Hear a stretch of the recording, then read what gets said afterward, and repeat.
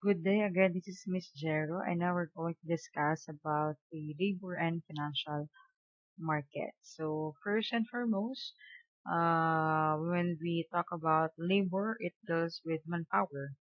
Okay, it deals with workforce. Okay, it deals with the people who are able to work physically, mentally, and emotionally. Next is we also have the financial market. It deals with the different financial institutions. It's either that is bank. Okay, it's either that is pawn shop. So, lahat po na may kinalaman sa finances. Okay po. So, now let's connect the labor and financial markets into the demand and the supply.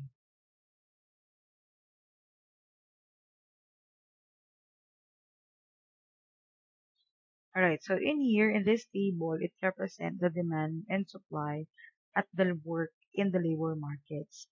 So, ang demand, it represents the employer or the company who will hire the employees or the manpower.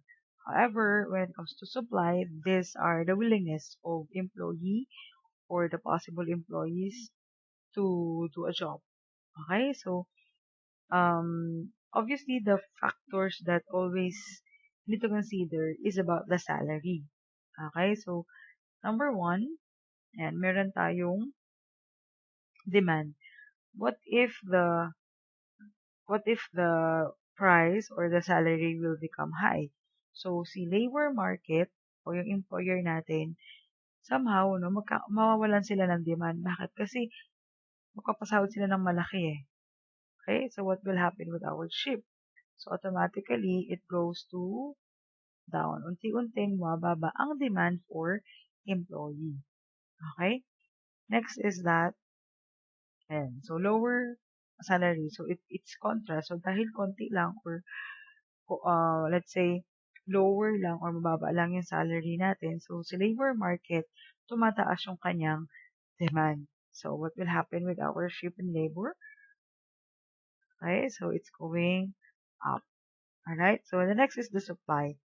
So, kapag po mataas ang salary, so tayong mga tayong mga gusto magtrabaho, ayan, dumadami yung may kagustuhan. Okay, so ibig sabihin, dumadami yung gustong mag-apply. Right? So that's why it's high. So what will happen with our ship? It's going up also. Pero kapag bumababa ang sweldo, nawawalan po tayo ng, or let's say, tayo bilang empleyado, we don't like to be a part of supply. Why? Kasi mababa lang yung sweldo. So, what happened with the ship? It's going down.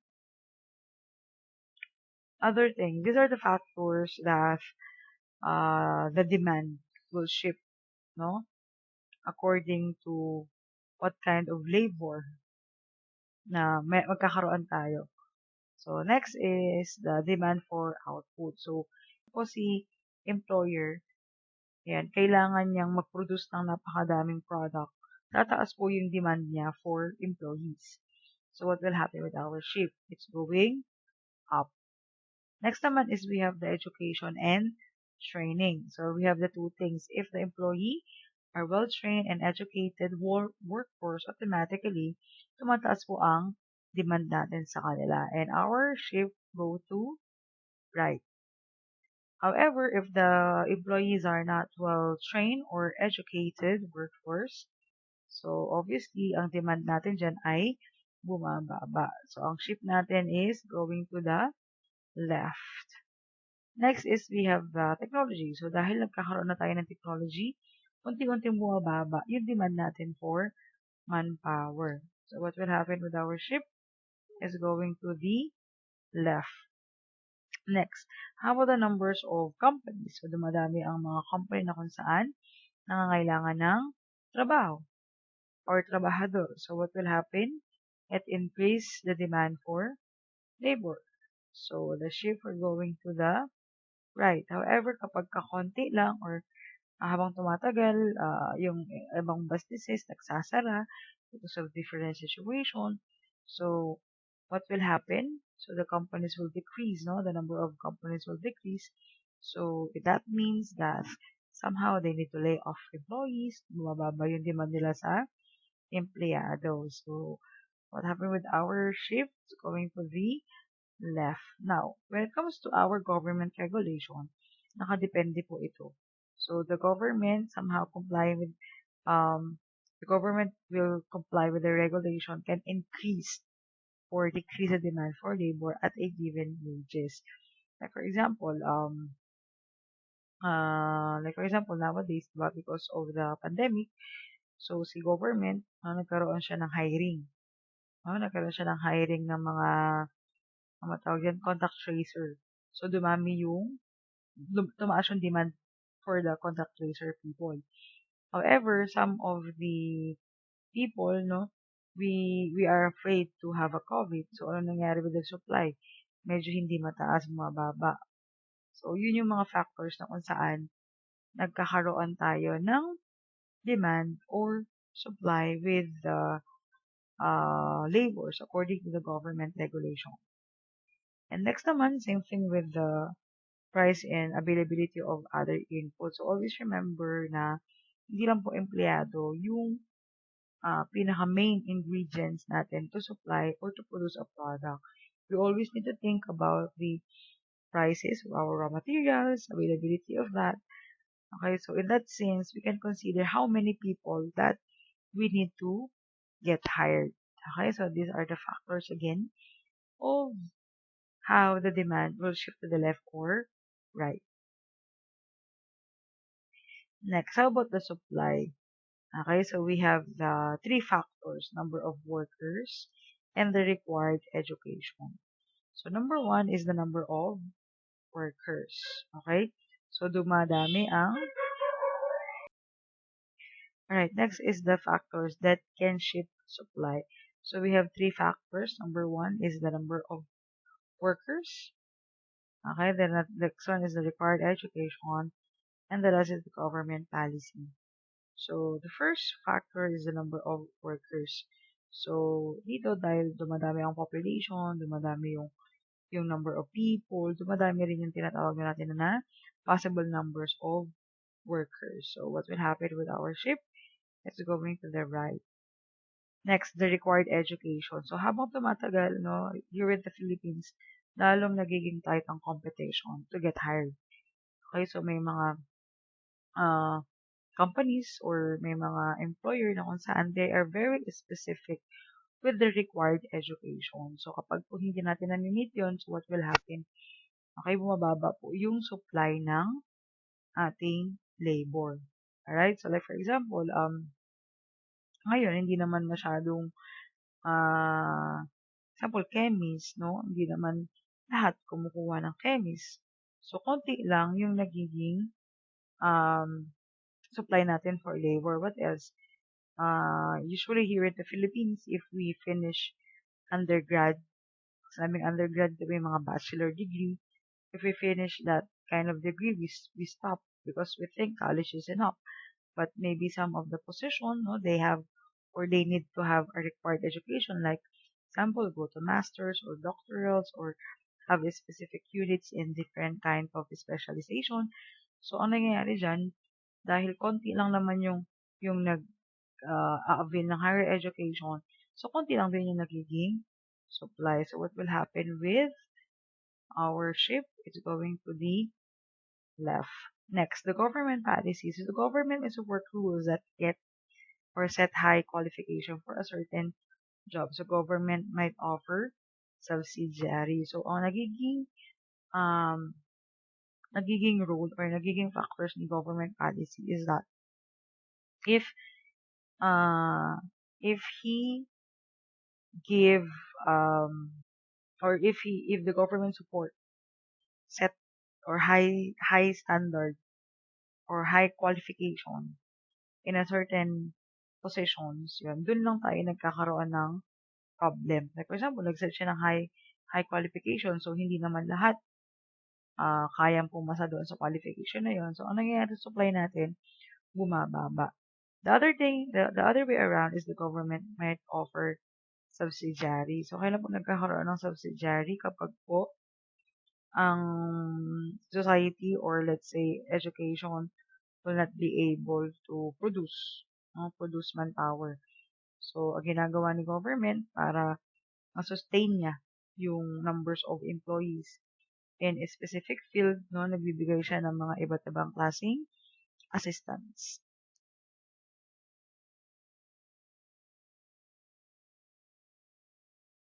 Alright, so next we have the minimum wage as an example of a price floor. So, pag sinabing minimum wage, dapat po si employer, ito yung pinakamababang dapat ipasahod sa tao. So now, saan po nagagaling yung average ng wage na binibigay, or let's say, the minimum wage?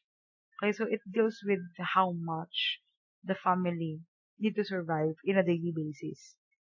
Okay, so magkano ba yung nagagastos niya per day, magkano ba dapat yung kanyang bilhin kapag natanggap niya na yung sweldo niya, and so on and so forth. So, again, the minimum wage is definitely depends on how people or how families survive in a daily basis. Alright, so when it comes to demand and supply in financial market, so again, a financial market, these are like banks or loan companies or lending companies who are borrowing and lending monies. So, sila po yun. Okay, so in demand, borrowing, sila po yung mga nangungutang. Yung supply, ito naman po yung mga nagpapautang. Okay, so usually ang demand and supply natin, nakadepende po yan sa rates or yung tinutubo o yung tinatawag na markup. Okay, kapag tayo ay nagpapautang or kapag tayo ay nangungutang. So usually ito yung mga loans na tinatawag. Okay, for number 1, kapag po masyadong mataas ang rates, mas mataas ang tubo, yung demand ng nangungutang nawawala or unti-unti nababawasan. So, what will happen with our ship? It's going to the left. However, kapag naman po ang rates or yung tubo ay mababa, tumataas ang demand na mangutang ang isang individual. Bakit? Kasi konti lang yung magiging tubo niya. So, what will happen with our ship? It's going to the right. Next one is the supply or in terms of the lending part. So, kapag po mataas ang rates, okay, mas gusto niya pong magpautang. Bakit? Mas malaki kasi yung kikitain niya or mas malaki kasi yung tutubuin niya. So, what will happen with our ship? It's going to the right. Next. So, kabaliktaran naman, kapag po medyo mababa yung rates ng kanilang pinauutang, so usually, they are also lesser or bumababa yung pag-supply or pagpapautang natin sa mga borrowing natin o borrowers natin. So, what will happen with the ship? It's going to the left. Next, ayan. Kung mapapansin po natin yung demand and supply for borrowing money with credit cards. Ayan. So, yung D natin dito, ayan, it represents that if, ayan, habang tumatagal daw, okay, habang tumatagal, yung demand, okay, bumababa, okay, or tumataas according po doon sa interest rates. So, pansinin, kapag po 21%, okay, ang ating interest rate, konti lang po yung gustong mangutang ng malaking halaga. Pero kapag po bumababa yung ating interest rate, okay, dumadami po or lumalaki po yung demand ni borrower or nung nangungutang. Okay? Lumalaki yung demand niya na mangutang na mas malaki. Okay? So, kabaliktaran naman po ito doon sa mga nagpapautang o yung mga lending. So, kung mapapansin natin, ayan, the more na tumataas yung interest rate, the more na gusto nilang magpautang ng malaki. Kaya bakit? Kasi nga po, sila ay tutubo ng mas malaki pa. Next, in this table, it represents that the higher the interest rate have, okay, so mas lalong nawawala ng demand si borrowing or si borrowers o yung mga nangungutang. Pero, in contrast naman, kapag tumataas yung rate, mas gustong magpautang ng malaki ng mga lending companies. Okay, again, thank you so much for listening. If you have any question, please do so.